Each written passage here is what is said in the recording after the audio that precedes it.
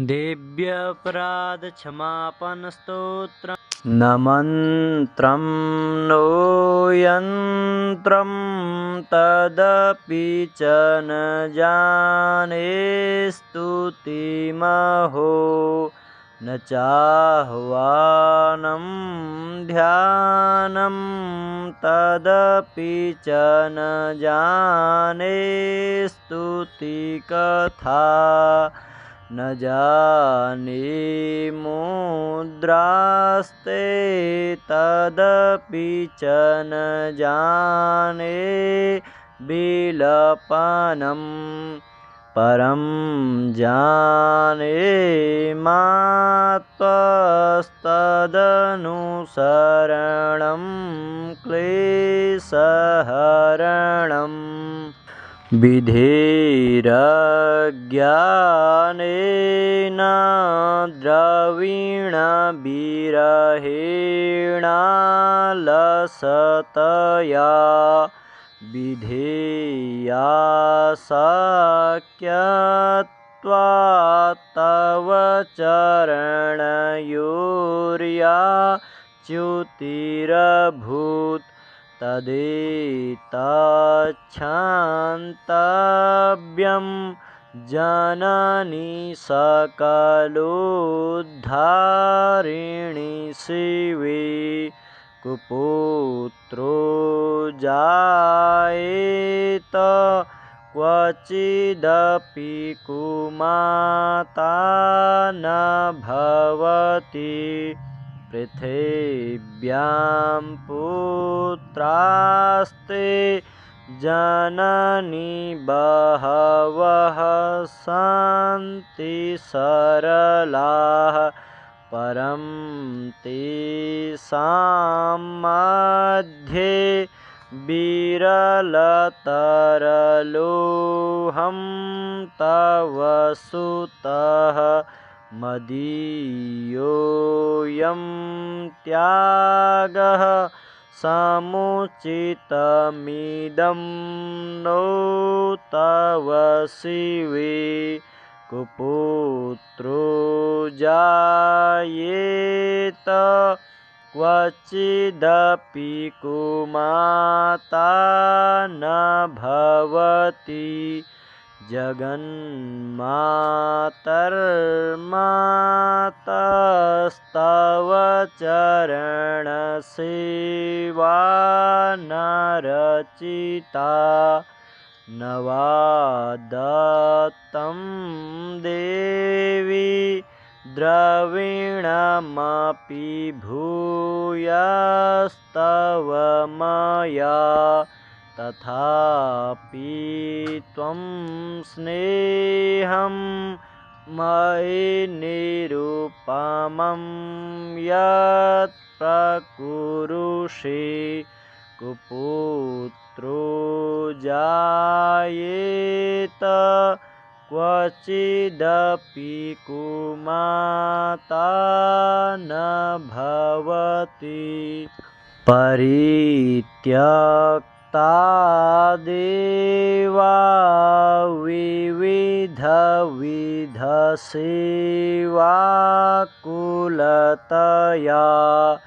मया पञ्चाशीते रधिकमपनीते तु वयसि इदानीं चेन्मातस्तव यदि कृपा नापि भविता निरालम्बो दरजननिकं यामि शरणं स्वपाको जल्पाको भवति मधुपाकोपमगिरा निरातङ्को विहरति चिरं कोटिकनकै तवापर्णे कर्णे विशति मनुवर्णे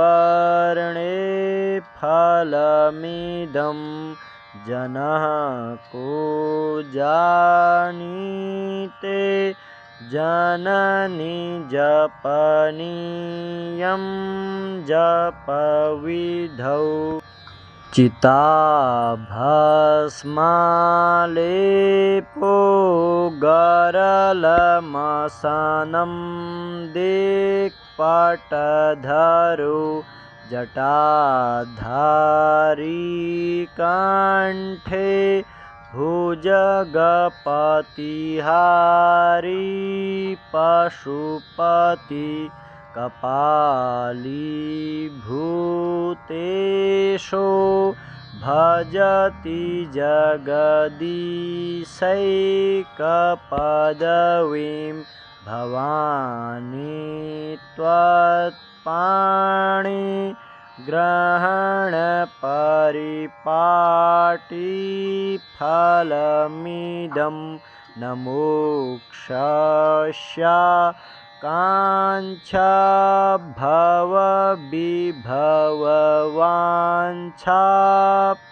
च न मे न विज्ञानापेक्षा शशिमुखी सुखेच्छापि न पुनः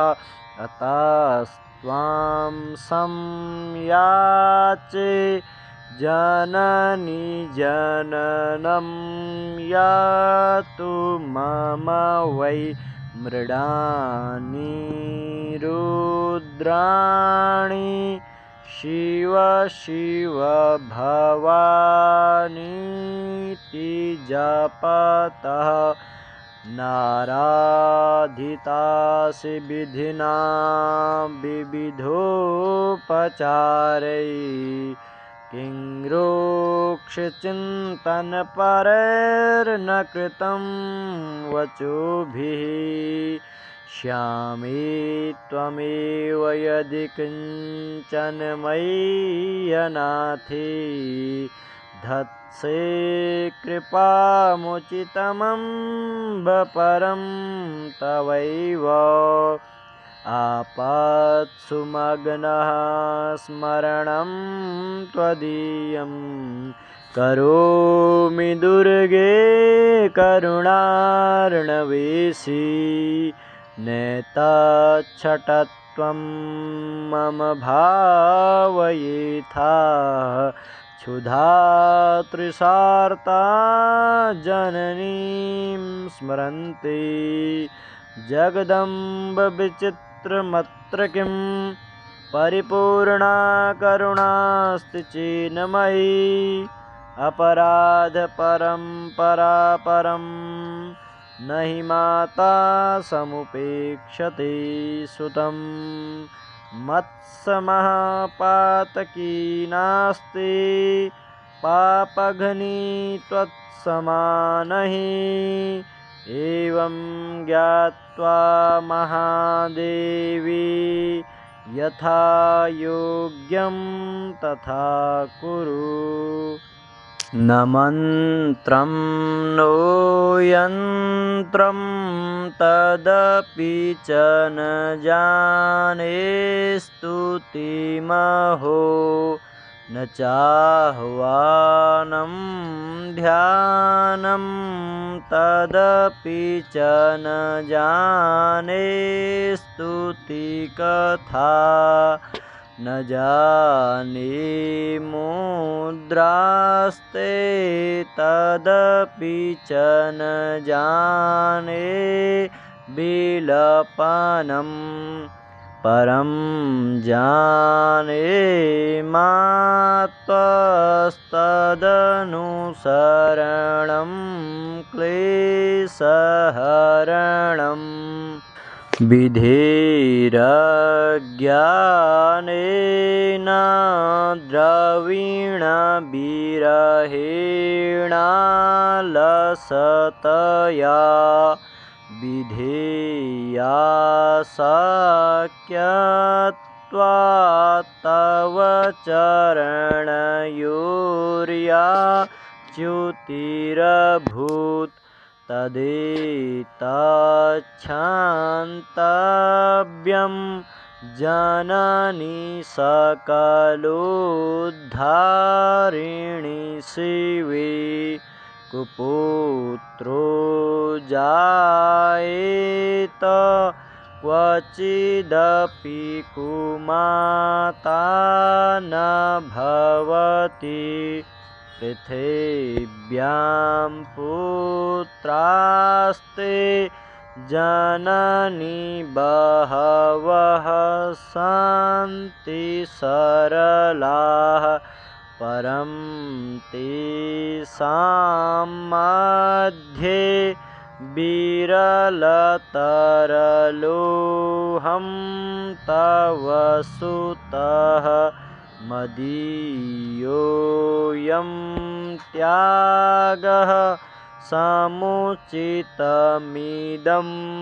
नो तव शिवे कुपुत्रो जायेत क्वचिदपि कुमाता न भवति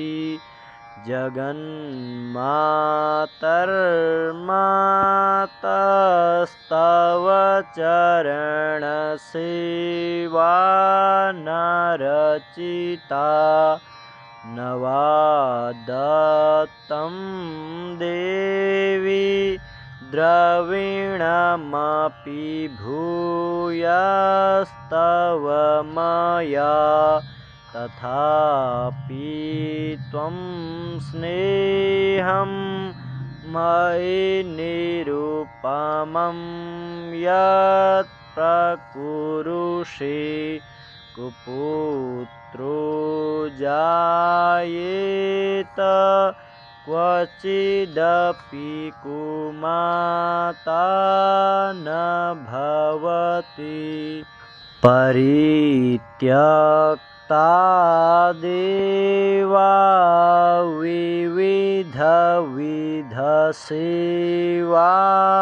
विविधविधसेवाकुलतया मया पञ्चाशीते रधिकमपनीते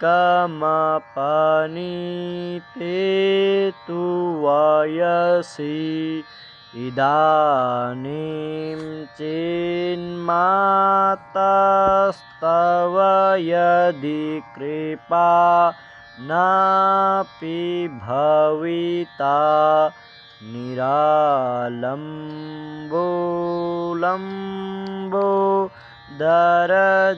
निरालम्बोलम्बोदरजननिकं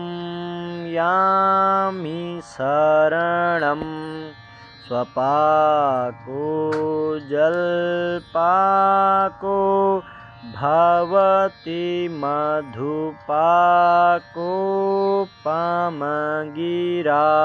निरातङ्कोरङ्को विहरति चिरं कोटिकनकै तवापर्णे कर्णे विशति मनुवर्णे फलमिदं जनः को जानीते जननी जपनीयं जपविधौ चिताभस्मालेपो गरलमसनं दिक्पटधरो जटाधारी कंठे भुजगपतिहारी पशुपति कपालीभूतेषु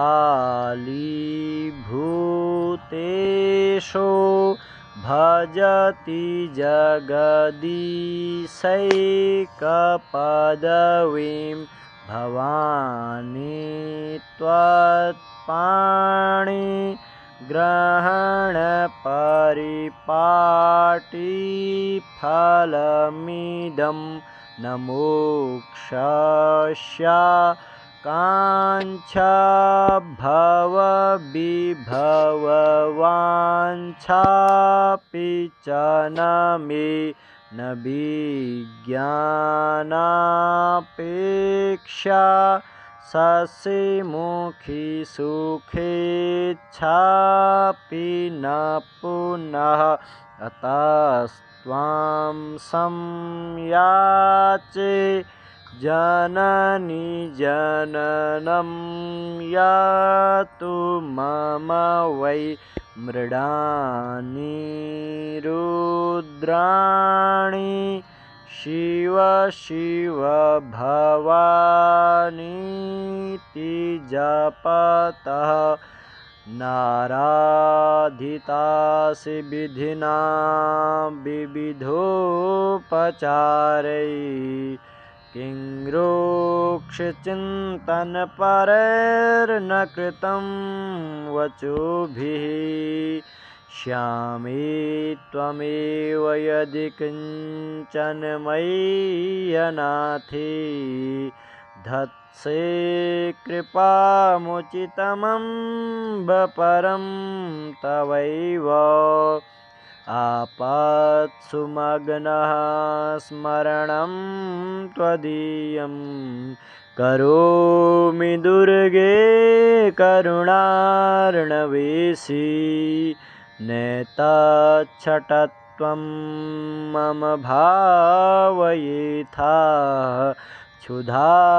तृषार्ता जननीं स्मरन्ति जगदम्ब विचित्रमत्र किं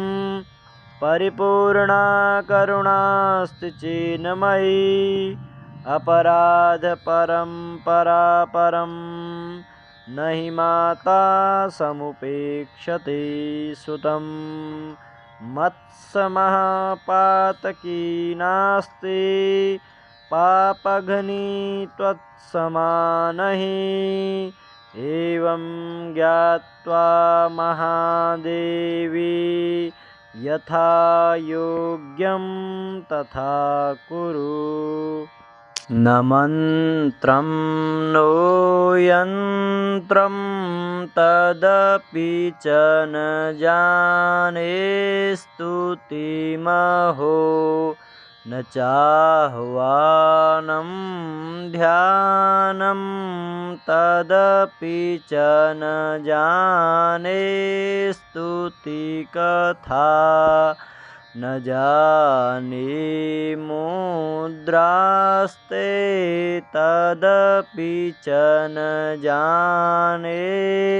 विलपनं परं जाने मात्वस्तदनुसरणं क्लेशहरणम् विधेरज्ञानेन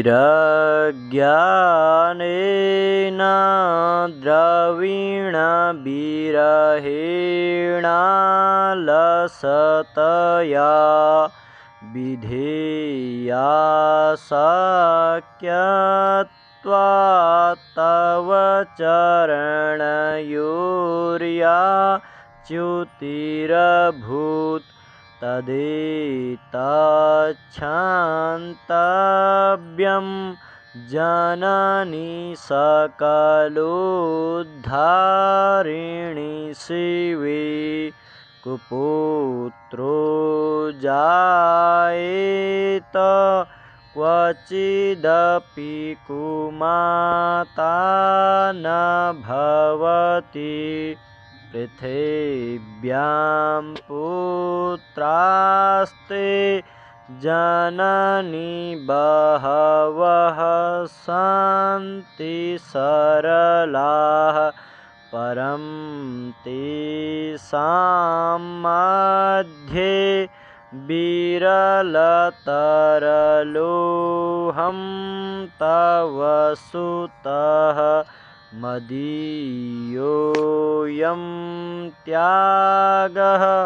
समुचितमिदं नो तव शिवे कुपुत्रो जायेत क्वचिदपि कुमाता न भवति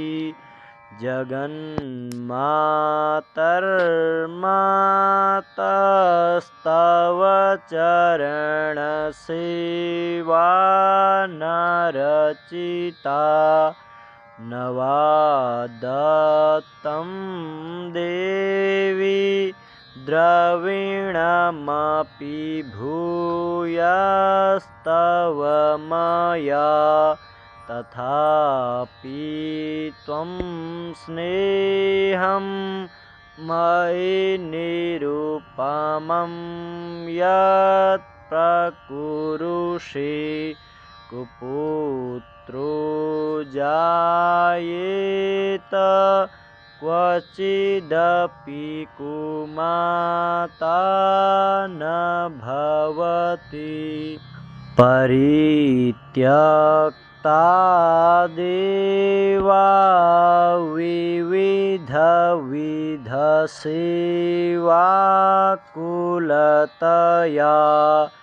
मया पञ्चाशीते रधिकमपनीते तु वयसि इदानीं चिन्मातस्तव यदि कृपा नापि भविता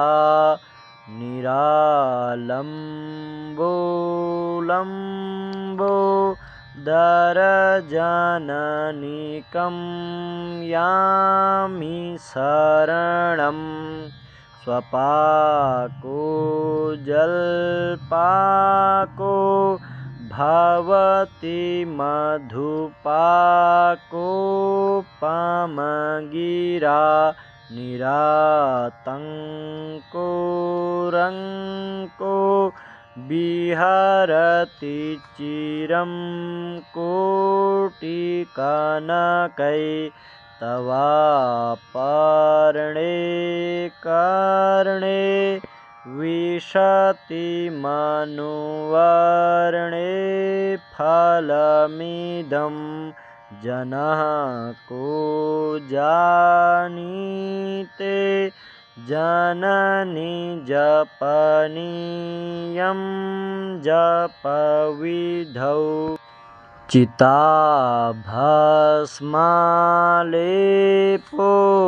गरलमसनं दिक्पटधरो जटाधारी कंठे भुजगपतिहारी पशुपति कपाली भूतेशो भजति जगदीशैकपदवीं भवानी त्वत्पाणि ग्रहणपरिपाटी फलमिदं न मोक्षस्य काङ्क्षा भवविभववाञ्छापि च न मे न विज्ञानापेक्षा शशिमुखी सुखेच्छापि न पुनः अतस्त्वां संयाचे जननी जननं यातु मम वै मृडानि रुद्राणि शिव शिव भवानीति जपतः नाराधितासि विधिना विविधोपचारैः किङ्ग्रोक्षचिन्तनपरैर्न कृतं वचोभिः श्यामे त्वमेव यदि किञ्चन मयि अनाथे धत्से कृपामुचितमम्ब परं तवैव आपत्सु मग्नः स्मरणं त्वदीयं करोमि दुर्गे करुणार्णवेशी नेतच्छटत्वं मम भावयेथा क्षुधा तृषार्ता जननीं स्मरन्ति जगदम्ब विचित्रमत्र किं परिपूर्णा करुणास्ति चेन्मयि अपराधपरम्परा परं न हि माता समुपेक्षते सुतं मत्समः नास्ति पापघ्नी त्वत्समा नहि एवं ज्ञात्वा महादेवी यथा योग्यं तथा कुरु।